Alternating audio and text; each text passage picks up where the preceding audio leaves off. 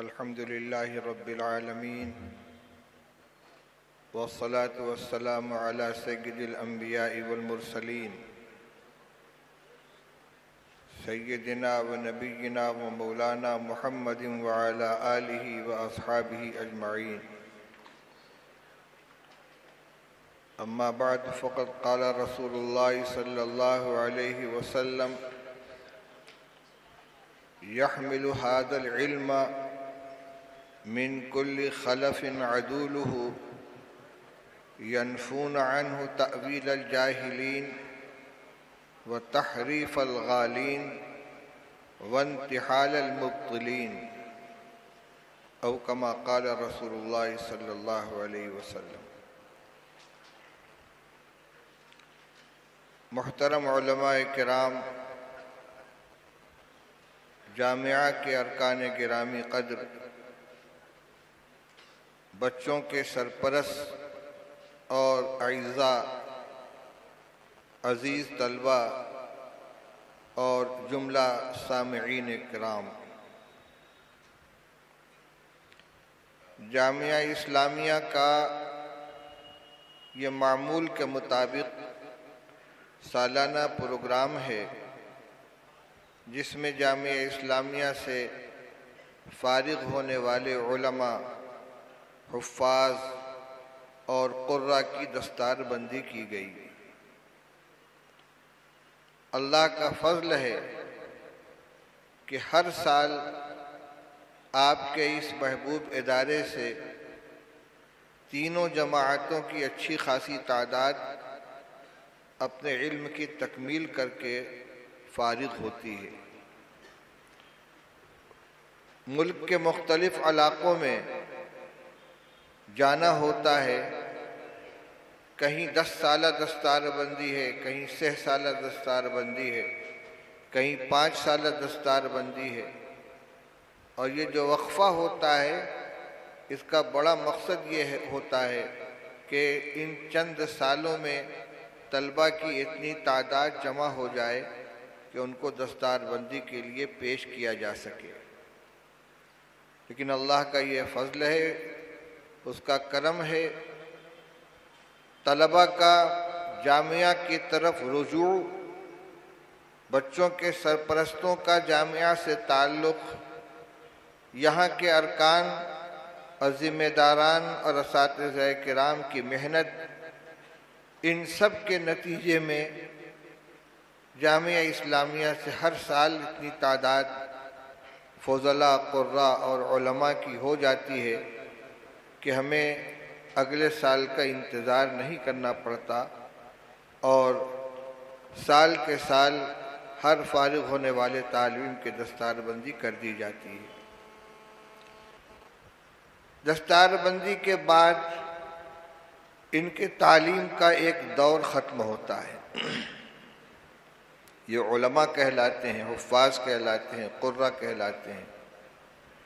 ये दस्तारबंदी जहाँ इनका एज़ाज़ है, इकराम है, वहीं इन पर इज़हार एतमाद भी है और इनको अपनी ज़िम्मेदारी का एहसास दिलाना भी है।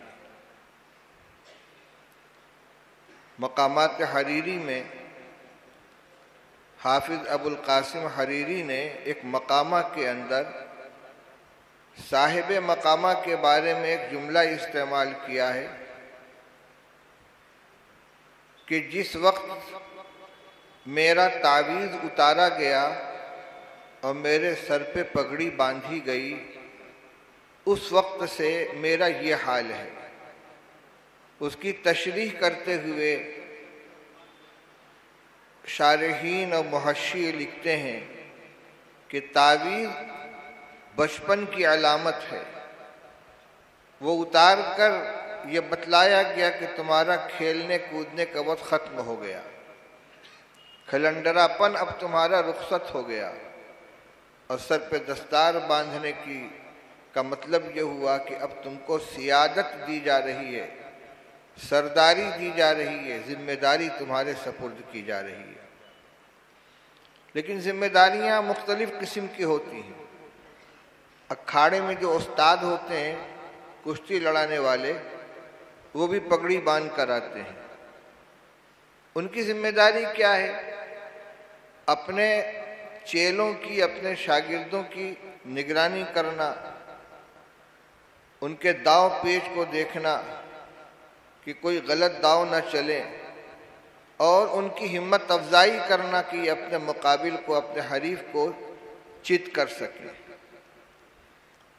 यहाँ मदारिस के अंदर जो तलबा की दस्तारबंदी की जाती है, इसका मकसद ये होता है कि जिन असातिज़ा के सामने तुमने बैठकर अपना जानवे तलम्मुज़ तय करके एक मुद्दत गुजार कर इल्म का एक हिस्सा हासिल किया है, अब तुम उनसे जुदा होने वाले हो।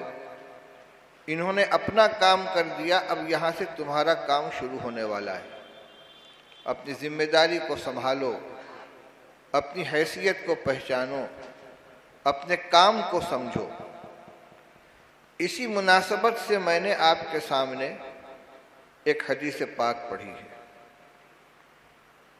हज़रत नबी अकरम सल्लल्लाहु अलैहि वसल्लम ने इरशाद फरमाया, यहमिलु हादल इल्म मिन कुल्लि खलफिन अदूलुहु।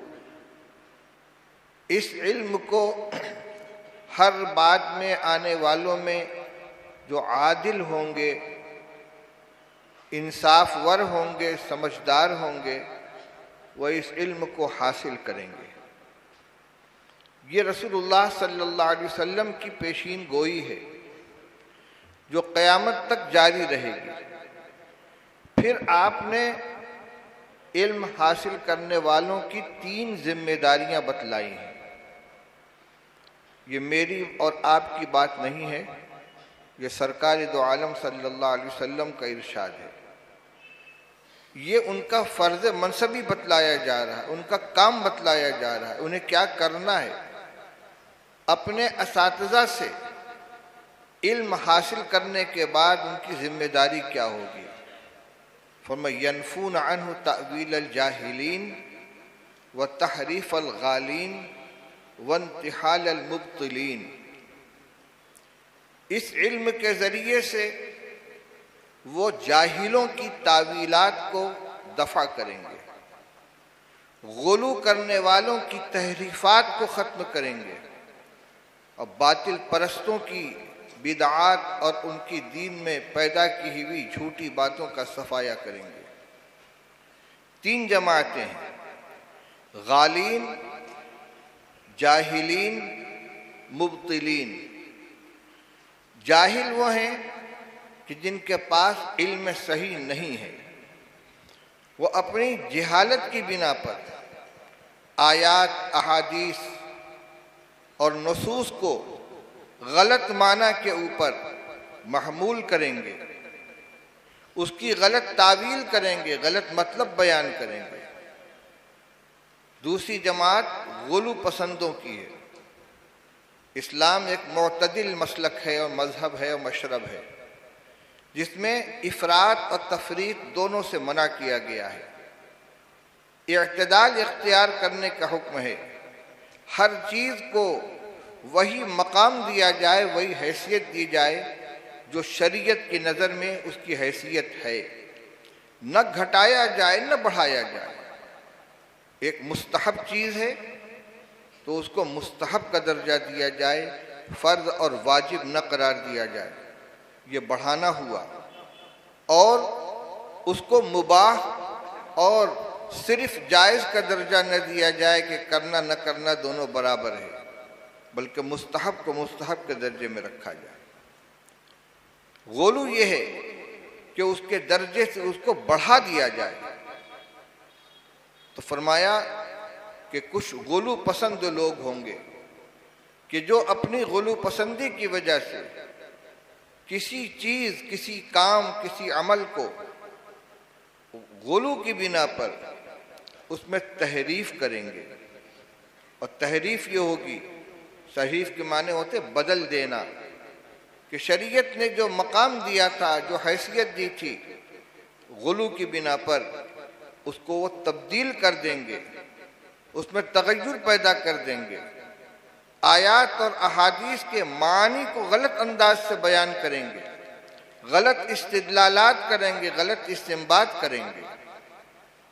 वंतिहाल मुब्तिलीन, तीसरी जमात बातिल अकीदा रखने वालों की होगी, गलत अकीदा रखने वालों की होगी, और वो अपने मकसद को साबित करने के लिए झूठी झूठी बातें गढ़ कर दीन के अंदर दाखिल करने की कोशिश करेंगे।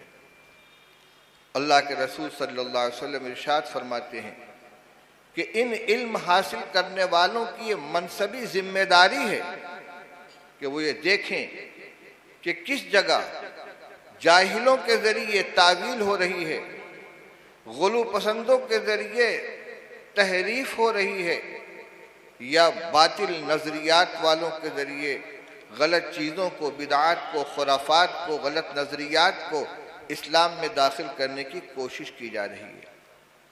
इसको दफा करें, नफी के माने हटाना, दूर करना, ये इनकी जिम्मेदारी है, इनका काम यही है। ये तो पूरी जमात का काम हुआ। फिर अल्लाह ताला हर सदी में किसी फर्द को या कुछ अफराद को या किसी जमात को इस काम पर लगाएंगे कि एक सदी में जो खराबियां आई हैं उनको ख़त्म किया जाए।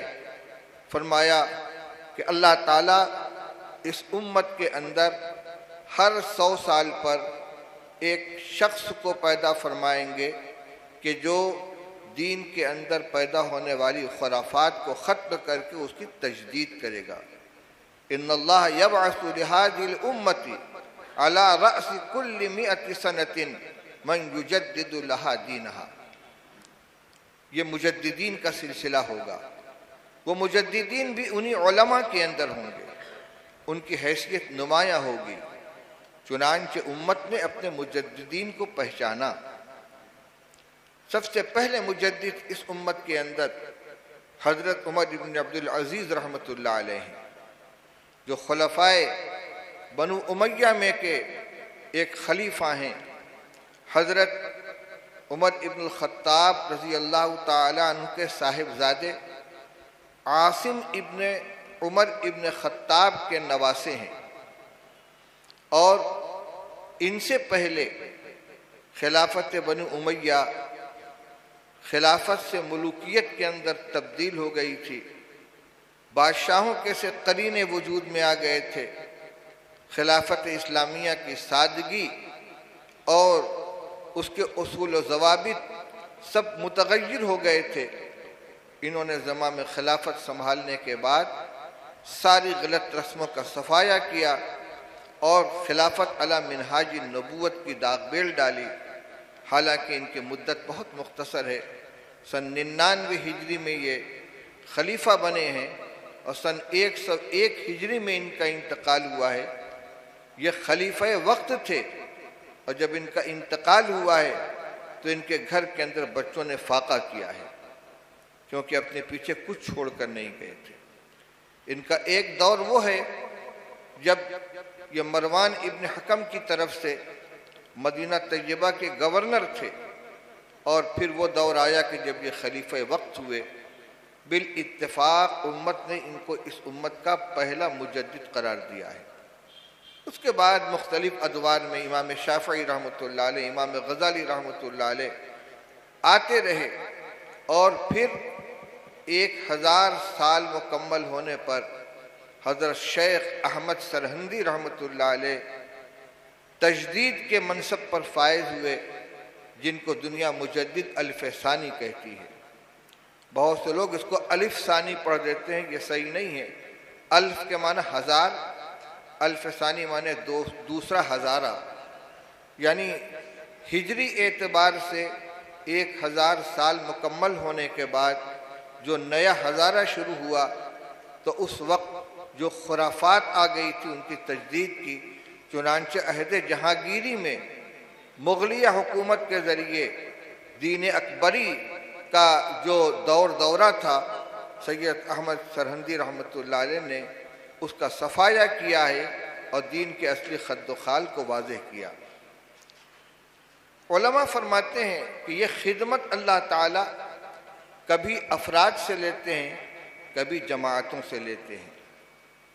इस मुल्क में जब अंग्रेज़ों का तसल्लुत हुआ और इस्लाम को मिटाने की पूरी कोशिश की गई, ताकत भी इस्तेमाल की गई, दौलत भी इस्तेमाल की गई, साजिशें भी की गईं, पादरियों की फ़ौज लाकर मुसल्लत कर दी गई ताकि इस मुल्क में बसने वाले तमाम लोगों को ईसाई बना लिया जाए और जितने दीनी मदारिस थे, खानकाहें थीं और जो उलमा थे उनको चुन चुन कर ख़त्म कर दिया गया या उनको जेलों में डाल दिया गया या काले पानी भेज दिया गया। कोशिश ये थी कि दीन का सफाया कर दिया जाए।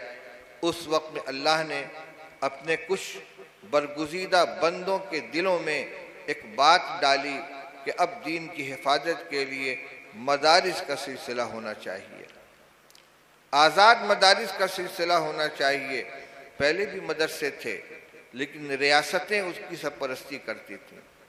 कोई नवाब टोंक की सरपरस्ती में चल रहा है, कोई नवाब भोपाल की सरपरस्ती में चल रहा है, कोई नवाब साहब रामपुर की सरपरस्ती में चल रहा है। सारी रियासतें ख़त्म हो गईं, सारे दौलतें ख़त्म हो गईं, तो अकाबिर ने यह फ़ैसला किया कि अब ऐसे मदरसों का क़याम होना चाहिए कि जो मुसलमानों के एक एक आना दो दो आने चंदे से, उनके पैसे से चलाया जाए और मदरसों को दीन की हिफाजत का ज़रिया बनाया जाए। इसी मंसूबे के तहत सबसे पहले दारुल उलूम देवबंद का क़याम हुआ और फिर देखते देखते आहिस्ता आहिस्ता पूरे मुल्क के अंदर मदारिस का जाल फैला दिया गया। दारुल उलूम के क़याम के बाद साल मुकम्मल नहीं हुआ था कि सहारनपुर में मज़ाहिर उलूम का क़याम अमल में आया। फिर मुरादाबाद में मदरसा शाही कायम किया गया, गुलावठी ज़िला बुलंदशहर के अंदर मदरसा कायम किया गया और दूर और नज़दीक मदारिस का सिलसिला चलता चला गया। अभी 2 साल पहले मैं केरला में गया था, वहाँ बाक़ियातुस सालिहात वेलूर के अंदर हाज़िरी हुई, केरला नहीं वेलूर में, जिसका 150 साला जश्न मनाया जा रहा था। तो मालूम हुआ कि उसके क़याम का भी तकरीबन वही ज़माना है जो दारुल उलूम देवबंद के क़याम का ज़माना है। उसके बानी मौलाना अब्दुल वहाब साहब रहमतुल्लाह अलैह, हज़रत हाजी इमदादुल्लाह साहब मुहाजिर मक्की रहमतुल्लाह अलैह के मुतवस्सिलीन और मुंतसिबीन में से थे। जैसा कि इधर हज़रत मौलाना मोहम्मद कासिम साहब नानोतवी और मौलाना रशीद अहमद गंगोही रहमतुल्लाह अलैहिमा हज़रत हाजी साहब के मुतवस्सिलीन और मुंतसिबीन में से दरपानी किएगा। अल्लाह ने इन बुजुर्गों के दिल में जो बात डाली थी वो एक इल्हामी फैसला था और अल्लाह ने उसमें बरकत अता फरमाई। करने वाली ज़ात तो अल्लाह की है, लेकिन बिला खौफ तरदीद ये कहा जा सकता है कि ज़ाहिर असबाब में अंग्रेज़ों के मुकम्मल इक़्तिदार और उनके हर तरह के तसल्लुत के बावजूद इस्लाम का जो चिराग रोशन रहा, इस्लामी शक्लें बाकी रहीं, इस्लामी तहजीब बाकी रही, कुरान बाकी रहा, हदीस बाकी रही, फ़िक़ह बाकी रही और इस्लामी वज़ाक़ता की हिफाजत हुई, उलमा का तसलसल कायम रहा। ये सब दारुल उलूम देवबंद और दीगर मदारिस दीनिया ही की बरकत है। फिर फितने आए, कादियानियों का फितना अंग्रेज़ों ने बर्पा किया, आर्या समाजियों का फितना आया, उनको भी हुकूमत की सरपरस्ती हासिल थी। ईसाइयत तो मुकम्मल हुकूमत के सरपरस्ती के अंदर अपना पैर फैला ही रही थी। उन सब का मुकाबला करने के लिए हमारे अकाबिर ने कमर हिम्मत कसी। मौलाना मोहम्मद कासिम साहब नानोतवी रहमतुल्लाह अलैह ने शाहजहांपुर और रुड़की के मैदानों में पंडित दयानंद सरस्वती का मुकाबला किया, किताबें लिखी, मुबाहसा शाहजहांपुर, मेले खुदा शनासी, जवाब तुर्की बतुर्की, तोहफ़ा लहमिया, ये सब उसी सिलसिले के रिसाले हैं। मौलाना मोहम्मद रहमतुल्लाह साहब कैरानवी रहमतुल्लाह अलैह, उन्होंने इजहारुल हक़ सरीह लिखी, पादरियों को उनकी हकीकत पहचानवा दी और ऐसा उनका पीछा किया कि उनको सर पर पैर रखकर भागना पड़ा और वापसी करनी पड़ी। इसी तरह हजरत अल्लामा अनवर शाह कश्मीरी रहमतुल्लाह अलैह और उनके तलामिज़ा ने मिर्ज़ा गुलाम मोहम्मद कादियानी के झूठे दावे नबूवत का कला कमा किया। उसके बाद दीन के अंदर कुछ ईजादात का सिलसिला शुरू हुआ, बिदआत का सिलसिला शुरू हुआ। तो मौलाना मुर्तज़ा हसन साहब चांदपुरी रहमतुल्लाह अलैह और हमारे मौलाना अशरफ अली साहब,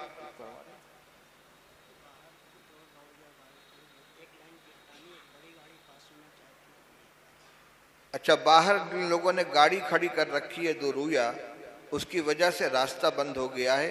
कोई बड़ी गाड़ी है जिसको इसी रास्ते से जाना है, भाई जिन लोगों की गाड़ियां उनको मालूम होगा, बराह करम पीछे जाकर एक साइड में कर दें, एक तरफ की गाड़ी कर दें, दूसरे का इंतजार न करें, खुद उठें और गाड़ी सही करके आके बैठ जाएं। जिन लोगों ने गाड़ियां खड़ी की हैं अपनी गाड़ी एक तरफ कर ले ताकि एक तरफ का रास्ता खाली हो जाए, या इधर कर लें या उधर कर लें। पड़ोसियों को तकलीफ नहीं पहुंचनी चाहिए हमारे किसी अमल की वजह से।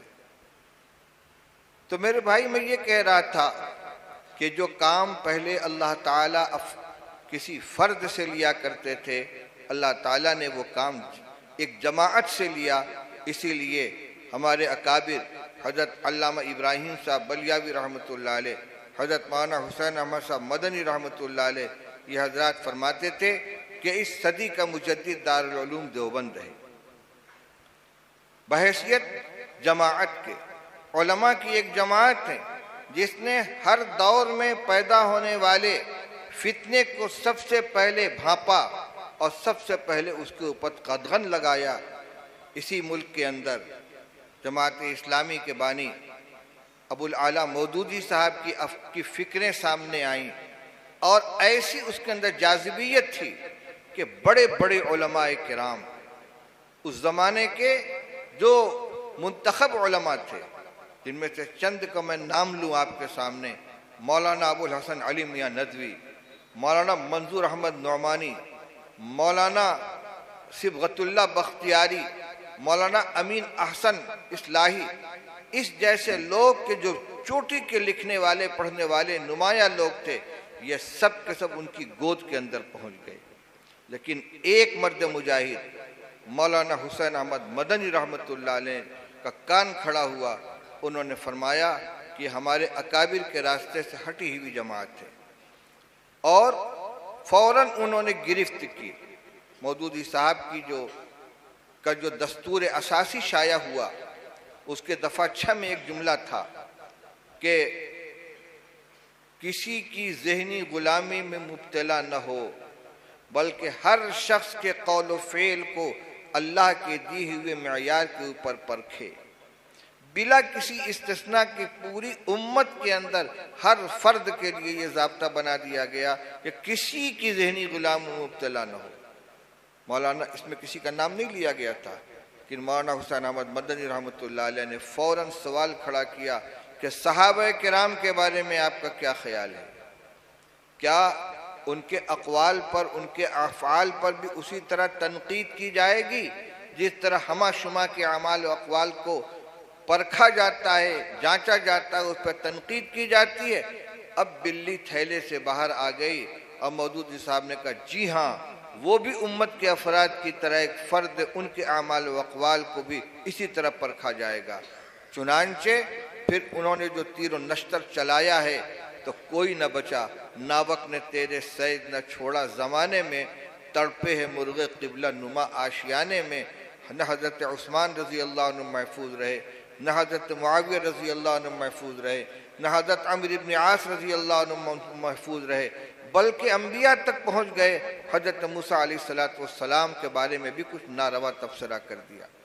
फिर हमारी जमात के बुजुर्गों ने मोर्चा संभाला, और आपको सुनकर हैरत होगी कि हज़रत मौलाना मोहम्मद ज़करिया साहब रहमतुल्लाह अलैह शेखुल हदीस, जिनकी किताब फ़ज़ाइल आमाल है, जिन्होंने पूरी ज़िंदगी दर्स व तदरीस और खानकाही खिदमत के अंदर गुजार दी, किसी से कुछ लेना देना नहीं। उन्होंने किसी जमात के रद में कोई किताब नहीं लिखी है, लेकिन मौदूदी साहब के सिलसिले में किताब उन्होंने भी तसनीफ़ फरमाई है। क्यों? इसलिए कि इन्होंने तारीख और इल्म के हवाले से गलत नजरिया पेश करने की कोशिश की थी। मैं अर्ज करना चाहता हूँ कि चाहे वो 1857 के बाद के पुराने फितने हों, चाहे बाद में वजूद में आने वाले फितने हों, उलमाए देवबंद ने अपनी जिम्मेदारी को महसूस किया और इसको नहीं सोचा कि हमारी जमात से वाबस्ता लोग हैं, हमारे लोग इसके अंदर शामिल हैं या अजनबी लोग हैं। जो बात उनके नज़दीक गलत थी उसको बरमला उन्होंने गलत कहा। कौन मुखालफत करता है, कौन तायीद करता है, इसकी कोई परवाह नहीं की। इसीलिए अब आप देख लीजिए मौलाना अशरफ अली साहब थानवी रहमतुल्लाह अलैह को इस्लाहुर रसूम भी उनकी किताब है, जिसने मुआशरे में फैली हुई तमाम रसूमात का उन्होंने निशानदेही की है और उसका कला कमा किया। अगलातुल अवाम, लोगों के अंदर जो गलतियां राइज थी उनकी निशानदेही की। मसाइल से नावाकिफियत की बिना पर जो अमली कोताहियाँ थी उनके इजाले के लिए बहिश्ती ज़ेवर तसनीफ़ किया और कुरान पाक को उर्दू दां तबके तक पहुँचाने के लिए बयानुल कुरान जैसी इल्मी तफसीर लिखी है। मसाइल बताने के लिए फतावा का एक सिलसिला जारी किया। उनके फतावा इमदादुल फतावा और इमदादुल मुफ्तीन के नाम से बाकायदा कई जिल्दों के अंदर छपे हुए हैं। मवाइज़ का एक तवील सिलसिला था जो सैकड़ों हिस्से मवाइज़े दावत अब्दियत के नाम से छप चुके हैं। तसव्वुफ के अंदर जो गलतियां आ गई थी उनकी इस्लाह की अत-तकश्शुफ अन वजूह तसव्वुफ उनकी किताब है। तरबियतुस सालिकीन उनकी किताब है। उन्होंने कुरान पाक की आयात से सही तसव्वुफ के उसूल मुस्तंबत किए और बयानुल कुरान के हाशिए के ऊपर उनको लिख दिया। कोई गोशा ऐसा नहीं छोड़ा दीन का कि जहाँ इस्लाह की ज़रूरत हो और हमारे इन बुजुर्गों ने वहाँ पर अपनी खिदमत पेश न की हो और अपनी जिम्मेदारी से उन्होंने पहलू तही की हो। मेरे भाइयों, मैं आपसे याद करना चाहता हूँ कि आप उन्हीं अकाबिर के दामन से वाबस्ता हैं। कौन क्या कहता है, आपके साथ कितने लोग हैं और कौन आपकी मुआफ़क़त करता है, कौन आपकी मुखालफत करता है, इसकी परवाह किए बगैर जो इल्म किताबुल्लाह और सुन्नत रसूलुल्लाह का आपने हासिल किया है, अपने असातिज़ा से जो कुछ पढ़ा है और उन्होंने अपने असातिज़ा से हासिल किए वो उलूम आप तक मुंतकिल किए हैं, आपका फ़र्द मनसबी है कि किसी की आंखों का रंग देखे बगैर, उसके चेहरे की नाराज़गी और रजामंदी की परवाह किए बगैर जो दीनी एतबार से आपका फरीज़ा बनता है आप उसको बरमला कहें और अपनी जगह पर डटे रहें। कौन आपके साथ रहता है, कौन आपका साथ छोड़ता है, इसकी परवाह न करें। दीन के सिलसिले में मुदाहनत और मुनाफकत ये सबसे बड़ा जुर्म है। आप एक बात को गलत समझें लेकिन इस बिना पर कि लोग मेरे मुखालिफ हो जाएंगे या बहुत से लोग इस नज़रिए के हामिल हैं, आप उसको छुपा कर ले जाएंगे, ये आपके मनसब के खिलाफ है। क्यों? रसूलुल्लाह सल्लल्लाहु अलैहि वसल्लम ने इल्म के हामिलों की 3 जिम्मेदारियां बयान फरमाई हैं। यनफून अन्हु तअवील अल जाहिलीन व तहरीफ अल गालीन व इंतिहाल अल मुब्तिलीन। जाहिलों के जरिए जो तावीलात आएंगी उनको ख़त्म करना आपकी जिम्मेदारी है। गुलू पसंदों के जरिए जो तहरीफात होंगी उनको ख़त्म करना आपकी जिम्मेदारी है। बातिल परस्तों के जरिए जो ईजादात होंगी उनकी निशानदेही, उनका कला कमा करना आपकी जिम्मेदारी है। इसमें आपको किसी मुदाहनत की गुंजाइश नहीं है, किसी सुलह पसंदी की गुंजाइश नहीं है। अल्लाह के रसूल सल्लल्लाहु अलैहि वसल्लम ने हज़रत अबू ज़र ग़िफ़ारी रज़ी अल्लाह ताला अन्हु को 7 नसीहतें फरमाई थी। उनमें 2 नसीहतें ये थीं, व अमरनी अल्लाह अख़ाफ़ फ़िल्लाहि लौमत लाइम व अमरनी अन अक़ूल बिल हक़्क़ि वलौ कान मुर्रन। मेरे महबूब सल्लल्लाहु अलैहि वसल्लम ने मुझे ये नसीहत फरमाई है कि हक़ बात कहूँगा चाहे किसी को कड़वी क्यों न लगे। और मुझे ये नसीहत फरमाई थी कि अल्लाह के हुक्म के सिलसिले में, अल्लाह के दीन के सिलसिले में किसी मलामत करने वाले की मलामत की परवाह न करें। चाहे आपकी ज़ात को निशाना बनाया जाए, आपके की जमात को निशाना बनाया जाए, आपके असातिज़ा को निशाना बनाया जाए, आपके मदरसे को निशाना बनाया जाए, लेकिन अगर फीमा बैनक व बैन अल्लाह दियानतदारी के साथ इल्म सही के रोशनी में अपने अकाबिर की तायीद से आप किसी बात को सही समझते हैं तो आपको उसको जाहिर करने में, उसको बरमला कहने के अंदर कोई झिझक नहीं होनी चाहिए। और अगर मुदाहनत से काम लेंगे तो अल्लाह के रसूल सल्लल्लाहु अलैहि वसल्लम ने जिम्मेदारी सौंपी थी, आप उसकी अदायगी से कासिर रह जाएंगे। जहाँ तक ताल्लुक़ है कुरान और हदीस के हवालों का, तो बिदआत के अंदर क्या होता है, बाकायदा किताबें लिखी गई हैं। जितनी बिदआत ईजाद हुई हैं या जितने नए अकीदे गढ़े गए हैं, इल्म गैब का मसला हो, नूर बशर का मसला हो, मुख्तार कुल का मसला हो, मीलाद क़याम का मसला हो, जिसमें हमारे इन भाइयों से इख्तलाफात हैं, क्या उन्होंने उसके इस्तदलाल में किताबें नहीं लिखी हैं, रवायात नहीं पेश की हैं, आयात नहीं पेश की हैं? क्या उनके पेश कर देने से आप कायल हो गए?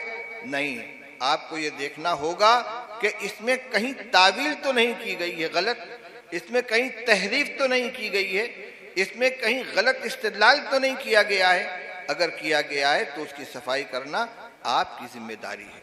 और ये काम मदरसों के ज़रिए होता है, इसके अंजाम देने वाले उलमा होते हैं। इसलिए मैं कहना चाहता हूँ कि इस ज़माने में पहले से कहीं ज़्यादा मदारिस दीनिया की ज़रूरत है और उलमा के साथ आवाम को जुड़ने की ज़रूरत है।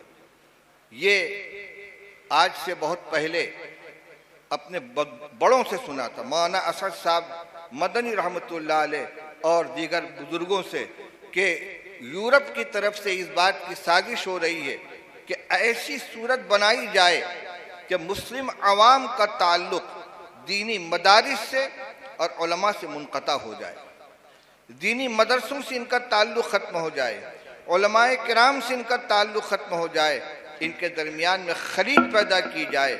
इनको वहीं से पावर मिलता है, इनको वहीं से ताकत मिलती है, इनकी बैटरी वहीं से चार्ज होती है। जब अपने पावर हाउस से इनका ताल्लुक ख़त्म हो जाएगा तो फिर इनको बहका लेना और अपने मकासद के लिए आलाकार बना लेना हमारे लिए आसान होगा। जो लोग दीन से ज़्यादा करीब नहीं हैं, उनकी निगाह में मजहब को मतऊन किया जाए, दहशत गर्दी का उन्वान लगाकर या इस्लामी तालीमात को जालिमाना करार देकर, चुनांचे उस मंसूबे पर अमल हो रहा है।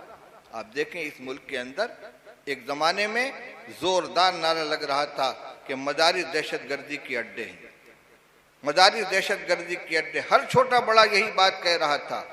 फिर दारुल उलूम देवबंद ने फरवरी 2008 में मुल्कगीर सतह पर एक कॉन्फ्रेंस मुनक़िद की दारुल उलूम देवबंद के अंदर, हर मकतबे फ़िक्र के उलमा को उसमें बुलाया गया और ज़ोरदार तरीके पर यह आवाज़ उठाई गई कि दारुल उलूम देवबंद या मुल्क में फैले हुए दीनी मदारिस के ऊपर, चाहे वो किसी भी मकतबे फ़िक्र के मदरसे हों, उन पर दहशत गर्दी का इल्ज़ाम एक साजिश है, एक गलत इल्ज़ाम है। उसके बाद मीडिया की आवाज़ भी धीमी पड़ गई और जो हजरात ये नारा लगाते थे वो भी खामोश बैठ गए। हत्ता कि उस वक्त के वजीर दाखिला मिस्टर लाल कृष्ण एडवाणी को पार्लियामेंट के अंदर बहैसियत वजीर दाखिला ये ऐलान करना पड़ा कि हमने पूरे मुल्क के किसी मदरसे में दहशत गर्दी की कोई कार्रवाई नहीं देखी, हमारी तहकीक में किसी मदरसे में कोई दहशत गर्दी नहीं हुई। ये कोशिश चल रही थी। उसके बाद आप देखिए, 3 तलाक का मसला, हलाला का मसला, कसरत इज़्दिवाज का मसला, क्या मुल्क के अंदर मसाइल नहीं है? भुखमरी है, गुर्बत है, बेरोजगारी है, कत्ल गारत गरी है, गरीबों का इस्तेहसाल है, रिश्वतखोरी है, तमाम की तमाम चीज़ें जो पूरे मुल्क के तमाम बाशिंदों के मुश्तरक मसाइल हैं, जिनको अव्वलियत देकर उनको हल करना चाहिए, उन सब को नज़रअंदाज करके 3 तलाक के खिलाफ बिल लाया जा रहा है। औरतों पे जुल्म हो रहा है, मुसलमान औरतों पर जुल्म हो रहा है। बड़ी हमदर्दी हो गई अपने मुस्लिम बहनों को इंसाफ दिलाने की। एक कानून वो बना और अभी चंद दिनों पहले एक नया शोशा सामने आया है कि अब हलाला और ताजुद इज़्दिवाज के ऊपर ही पाबंदी लगाई जाएगी। ये क्या है? जहन बनाने की कोशिश की जा रही है कि इस्लामी तालीमात जालिमाना हैं, इनके अंदर औरतों के हुकूक को पामाल किया जा रहा है, इनके अंदर औरतों के साथ ज्यादती की जा रही है, उनको बराबरी का दर्जा नहीं दिया जा रहा है। उनको गुलामाना जिंदगी गुजारने पर मजबूर किया जा रहा है, मर्दों का इनको दस्त निगर बनाया जा रहा है। अल्लाह जज़ाए खैर दे हमारे उलमा को, हमारे कायदीन को कि इन्होंने इसके मुकाबले में भरपूर आवाज़ उठाई। हमारे पास न अदालत की ताकत है, न हुकूमत की और पार्लियामेंट की ताकत है, लेकिन अपनी आवाज़ को बुलंद करने के लिए जमहूरी तरीक़े पर जितनी आवाज़ उठाई जा सकती थी बराबर उठाई जा रही है। मैं ये कह रहा हूँ कि ये कोशिश किस लिए हो रही थी, ताकि दीन की शबीह बिगाड़ दी जाए। जो लोग नाम के मुसलमान हैं और दीन से उनका बज़ाहिर कोई ताल्लुक़ नहीं है, उनकी ज़ुबान से भी वही बातें निकलने लगे जो ये कहलवाना चाहते हैं। चुनांचे आप जानते हैं कि अदालत के अंदर 3 तलाक के खिलाफ कानून बनवाने की वकालत करने वाली चंद नाम नहाद मुस्लिम ख़वातीन थी, और फिर कुछ नाम नहाद दानिश्वर हजरात भी उनकी आवाज़ में आवाज़ मिलाकर खड़े हो गए। ये उसी जहन साजी का करिश्मा है जिसके लिए अंदर अंदर बहुत दिनों से कोशिश हो रही थी। मेरे भाइयों बुजुर्गों, इन हालात का मुकाबला करने के लिए जड़ को मजबूती के साथ पकड़ना होगा। और जो हमारे दीन के मराकिज़ हैं, हमारे दीन के जड़ें हैं, यही मदारिस इस्लामिया है। 1857 के बाद इस मुल्क में दीन की हिफाजत का जो सबसे मजबूत जरिया बना है वो यही मदारिस इस्लामिया है। उन्हीं में पलने वाले बढ़ने वाले उलमाए किराम हैं। दुनिया ये चाहती है, और हमारे मुल्क की जो बाइख्तिदार ताकत है और उनके जो हमनवा है वो भी यही चाहते हैं कि आवाम का ताल्लुक़ मदारिस से टूट जाए, उलमा से दूरियां पैदा हो जाएं, इनके दरमियान गलत फहमियाँ पैदा की जाएं, इनके ज़रिए से उलमा को और मदारिस को मजरूह किया जाए। मेरे भाइयों बुजुर्गों, अगर खुदा न खास्ता ये सूरत हाल पैदा हो गई तो फिर इस मुल्क के अंदर मिल्लत का मुहाफिज बस अल्लाह ही है। ज़ाहिर असबाब में बड़ी ख़तरनाक सूरत हाल सामने आने वाली है। इसके लिए 2 चीज़ों की ज़रूरत है। अवाम उलमा से जुड़ें और उलमा अवाम से जुड़ें, उनके दुख दर्द में शरीक हों, उनके मसाइल को समझें, उनके मसाइल को हल करने में उनकी मदद करें। अपनी अपनी दरसगाहों तक महदूद न रहें। आफतें आती हैं, मुसीबतें आती हैं, कभी सैलाब आ गया, कभी जलजला आ गया, कभी कोई आफत आ गई, कहीं फसाद हो गया, तो मिल्लत के लोग काम करने के लिए निकलते हैं, उसमें उलमा भी आगे आगे आए। जमीयत उलमा हिंद जो इस मुल्क के अंदर हमारे अकाबिर की कायम की हुई जमात है और तमाम समाजी कामों के अंदर पेश रहती है। हज़रत मौलाना मुफ्ती किफ़ायतुल्लाह साहब रहमतुल्लाह अलैह इसके पहले सदर थे। उस वक्त से लेकर आज तक इसने अपनी एक शबीह बनाई है, मुल्क के साथ वफादारी और मोहब्बत की और अमन पसंदी की, खिदमत खल्क की। उसके कायदीन उलमाए किराम हैं, उसके काम करने वालों में भी हमेशा उलमाए किराम रहे। इन्होंने अवाम के साथ रब्त रखा है, अवाम के दरमियान रहे हैं। तो चाहे कोई वक्ती आफत हो, चाहे आम हालात हों, उलमा को अवाम के अंदर जाना, उनके साथ रब्त रखना, उनके मसाइल को समझना, उनकी रहनुमाई करना, और अवाम की ये जिम्मेदारी है कि वो उलमा और मदारिस के साथ अपने आप को जोड़ें। मैंने इस साल मुख्तलिफ मदरसों में मुख्तलिफ इज्तिमाआत के अंदर ये बात अर्ज की है, अपने मदरसे में बैठ कर भी उसको दोहरा देना चाहता हूँ कि मदरसों के सिलसिले में अवाम की 3 जिम्मेदारी है। मदारिस के सिलसिले में आम मुसलमानों की 3 जिम्मेदारी है। सबसे पहली जिम्मेदारी तो ये है कि जिस इलाके में मदरसा या मकतब मौजूद है, उस इलाके का कोई भी बच्चा दीनी तालीम से महरूम न रहे। इसकी रोशनी घर तक पहुंचनी चाहिए, क्योंकि ये मदरसा ये पावर हाउस है।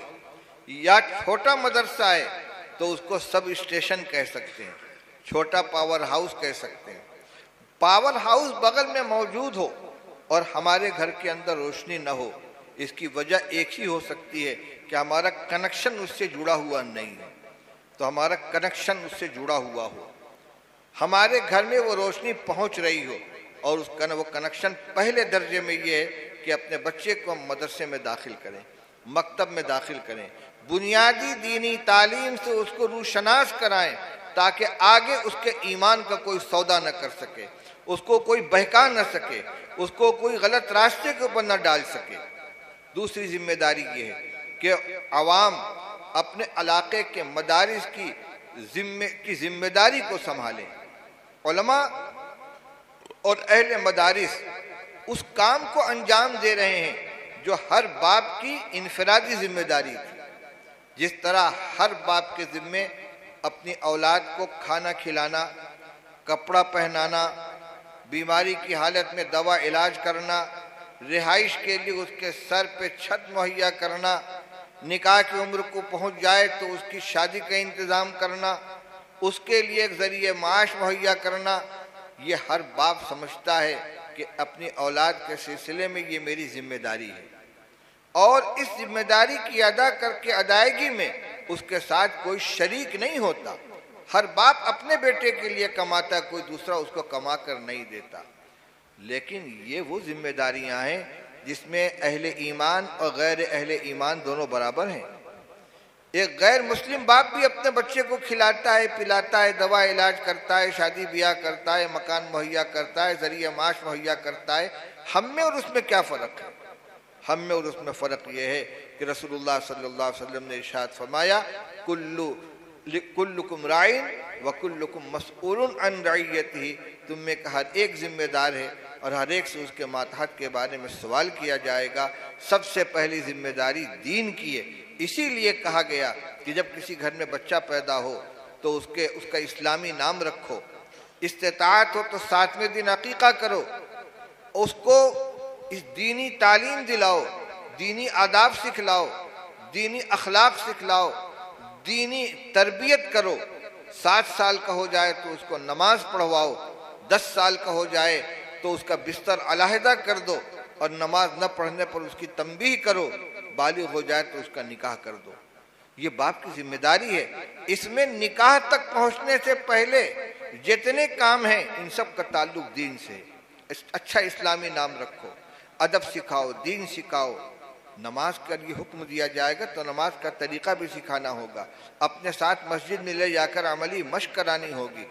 दुनियादी दीनी तालीम देकर पाकी के मसाइल, कलमा, नमाज, अकीदे की दुरुस्तगी, कुरान पाक की तिलावत, मसनून दुआएं, नमाज में पढ़ने वाली दुआएं, इन सब को उसको सिखाना होगा। ये हर बाप की अपनी जिम्मेदारी थी। कोई मदरसा न होता, कोई मकतब न होता। जैसे अपने बच्चे को भूखा रखने वाला बाप मुजरिम, उसी तरह अपने बच्चे को दीनी तालीम से महरूम रखने वाला बाप मुजरिम। ये तो एहसान है अहले मदारिस का, उलमाए किराम का, जिम्मेदारान का, कि उन्होंने मिल्लत की इनफरादी अफरादी जिम्मेदारियों को अपने सर ओढ़ लिया कि हम आपका काम कर रहे हैं। आपके बच्चों को तालीम दिलाने के लिए हमने मदरसा कायम कर लिया है, दरसगाह बना ली है, उस्ताद रख लिया है। आप अपने बच्चे को यहाँ भेजें, उसकी निगरानी करें, उसके बस्ते को देखें, उसकी किताबें मुहैया करें, वक्त पर उसके मदरसे में हाजिर होने की निगरानी करें। अगर उसको घर में करने के लिए कोई काम दिया जाए तो उसको देखें, पढ़ने में ध्यान लगाता है कि नहीं, इसकी निगरानी करें। एक काम आपका ये है। दूसरा काम ये है कि मदरसे को चलाने के लिए कुछ ज़रूरियात होती हैं। ये मदरसा आपके बच्चों की तालीम का इंतज़ाम कर रहा है, आपकी खिदमत कर रहा है। जो जिम्मेदारी आपकी ज़ाती थी उसको उसने अपने सर ले लिया है, तो अब इस मदरसे की खिदमत करना आपकी जिम्मेदारी बनती है। ये दूसरा काम है। ये दूसरा काम है कि कोई मदरसा अपनी ज़रूरत की तकमील में परेशान न हो। अगर ताउन न होने की बिना पर खुदा न खास्ता कोई मदरसा बंद हो गया तो नुकसान मदरसे का नहीं होगा, आपका होगा, बस्ती वालों का होगा। तो पहली जिम्मेदारी ये है कि मदरसे से दीनी फ़ायदा उठाया जाए अपने बच्चों को तालीम दिलाकर। दूसरी जिम्मेदारी ये है कि मदरसे की ज़रूरियात की तकमील की जाए। और तीसरी जिम्मेदारी ये है कि मदरसे और अहले मदरसे के साथ, उलमा के साथ रब्त रखा जाए, अपने मामलात में, मसाइल में उनसे मशवरा लिया जाए। हमारे घर में किसी बच्ची का निकाह है, किसी लड़के का निकाह है, हम बिरादरी के लोगों को बुलाते हैं, खानदान के बड़ों को बुलाते हैं, मोहल्ले के जिम्मेदारों को बुलाते हैं, मशवरा करते हैं, पजबुज्जी करते हैं, सारी बातें तय करते हैं। कभी इसका ख्याल क्यों नहीं आता कि हम शरीयत के एक हुक्म की तकमील करने जा रहे हैं। कार्ड के ऊपर निकाह मिन सुन्नती छपवाया, रसूलुल्लाह सल्लल्लाहु अलैहि वसल्लम का इरशाद छपवा रहे हैं कि निकाह मेरी सुन्नत है। तो जब निकाह सुन्नत है रसूलुल्लाह सल्लल्लाहु अलैहि वसल्लम की, तो इस सुन्नत की अदायगी का तरीका कौन बतलाएगा? इसका तरीका बिरादरी बतलाएगी, इसका तरीका सिर्फ खानदान के लोग बतलाएंगे, इसका तरीका बहनोई और दामाद बताएंगे। सुन्नत की अदायगी का तरीका उनसे पूछो जो सुन्नत के जानने वाले हैं।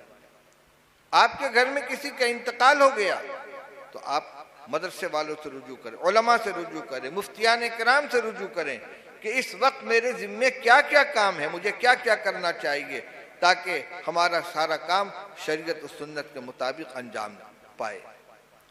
कोई और मसला पेश आ गया, खुदा न खास्ता भाई भाई में किसी मसले के अंदर इख्तलाफ हो गया, झगड़ा हो गया जायदाद के बारे में या किसी घरेलू मसले में, तो अदालत तो कोर्ट कचहरी में जाने के बजाय अपने उलमा से रुजू करें कि शरीयत के रोशनी में हमारे इस मसले का हल निकाल दीजिए। यही हुक्म है कुरान का, यही हुक्म है रसूलुल्लाह सल्लल्लाहु अलैहि वसल्लम का।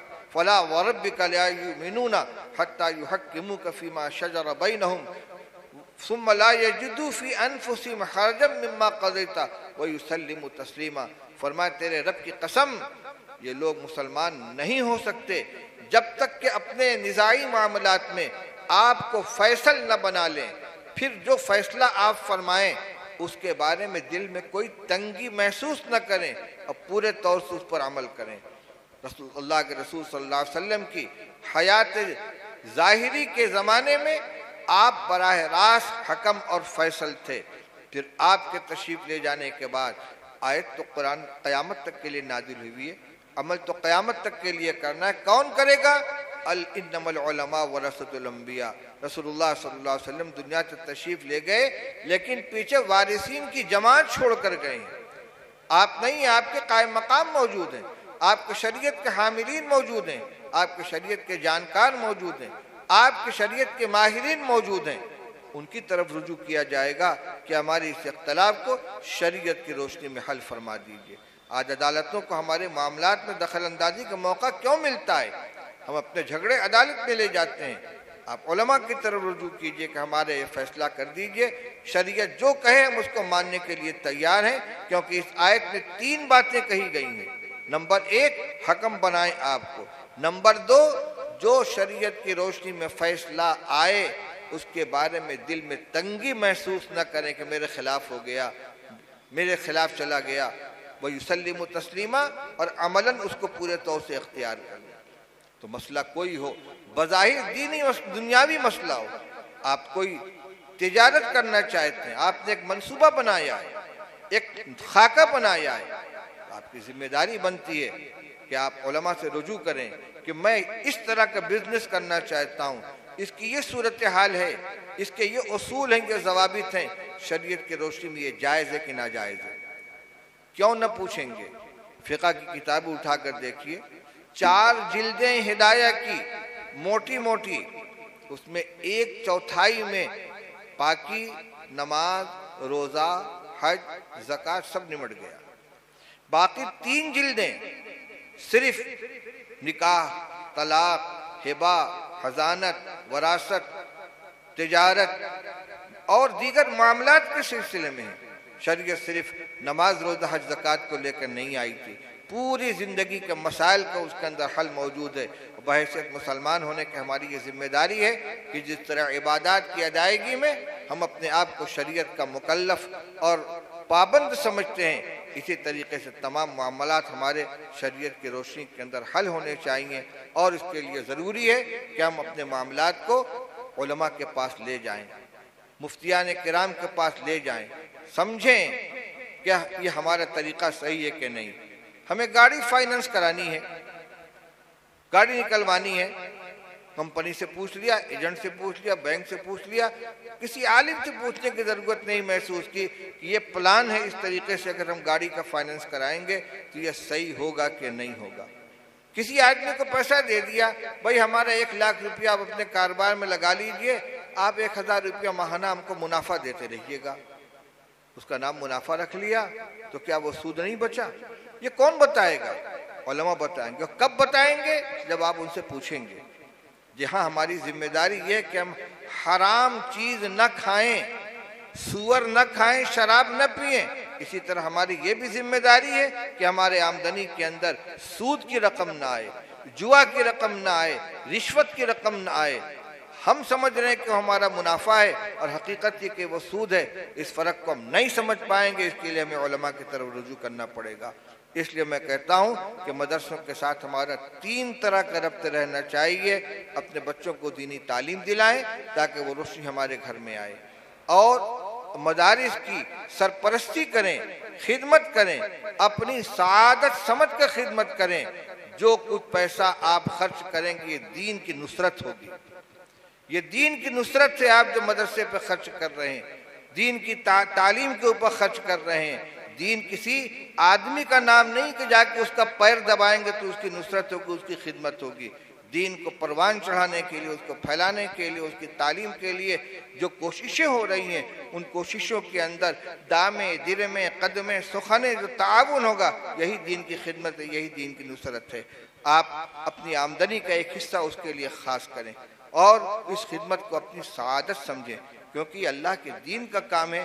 काम तो चलता रहेगा, हम शरीक होंगे तो हमारी सआदत होगी, हम कटेंगे तो हमारा नुकसान होगा। अल्लाह का दीन क़यामत तक रहेगा, कोई उसके साथ लगे न लगे उसकी बला से। अल्लाह ताला ने तो फैसला फरमा दिया है कि वो अपने दीन को सर बुलंद करके रहेगा। और शेख सादी ने फरमाया है, मिन्नत मने की खिदमत सुल्ता हमी कुनी, मिन्नत शना सजू के बखिदमत गुदाश्तक। अगर तुमको किसी बादशाह की खिदमत करने का मौका मिल गया, तुमने उसका पैर दबा दिया, उसके सर पे तेल रख दिया, मालिश कर दी, तो एहसान मत जतलाओ कि हुजूर मैंने आपकी खिदमत की है, बल्कि मिन्नत शना सजू के बखिदमत गुदाश्तक, उसका एहसान मानो कि उसने तुमसे खिदमत ले ली। तो दीन की खिदमत, दीनी मराकिज़ की खिदमत, मदारिस की खिदमत करने की अगर तौफीक मिल गई तो ये आपने उस पर एहसान नहीं किया, बल्कि अल्लाह ने आपको इस्तेमाल करके आप पर एहसान किया है। तो दूसरी जिम्मेदारी और तीसरी जो बहुत बड़ी जिम्मेदारी है कि हमारा अमली रब्त उलमा के साथ, मदारिस के साथ रहना चाहिए। याद रखिए, अगर हमने इस रब्त को काटा, इसको तोड़ा, तो हम दरख्त से गिरने वाले सूखे पत्ते की तरह बिखर कर रह जाएंगे। और अगर अपनी जड़ से, अपनी शाख से वाबस्ता रहेंगे, हमारी हरियाली कायम रहेगी, हमारा वजूद कायम रहेगा। अल्लाह ताला हमें इसकी तौफीक अता फरमाए। मैं आखिर में फिर अपने इन नौजवान फुजला को मुखातब करके ये कहना चाहता हूँ कि आज के तुम फाजिल हो सकता है अल्लाह ताला तुमसे अपनी बस्ती, अपने इलाके, अपने महल्ले और अपनी जमात की खिदमत लेने इसकी तौफीक अता फरमाए। आपको अपने बड़ों से जो हिदायतें मिली हैं उनको आप हमेशा अपने लिए मशाले राह बनाएं, सुरमा बसीरत बनाएं। और अगर खुदा न खास्ता इस रास्ते में कोई इम्तिहान आए, कोई आजमाइश आए, तो उसको आप झेलें, क्योंकि हक के रास्ते में आजमाइशों का मुकाबला करना पड़ता है, इम्तिहान का मुकाबला करना पड़ता है। और उन 2 नसीहतों को याद रखें जो हज़रत अबू ज़र ग़िफ़ारी रज़ी अल्लाह तआला अन्हु को रसूलुल्लाह सल्लल्लाहु अलैहि वसल्लम ने की थी कि अमरनी अल्लाह अख़ाफ़ फ़िल्लाहि लौमत लाइम, मेरे महबूब सल्लल्लाहु अलैहि वसल्लम ने मुझे हुक्म दिया है कि मैं अल्लाह के दीन के सिलसिले में किसी मलामत करने वाले की मलामत की परवाह न करूँ।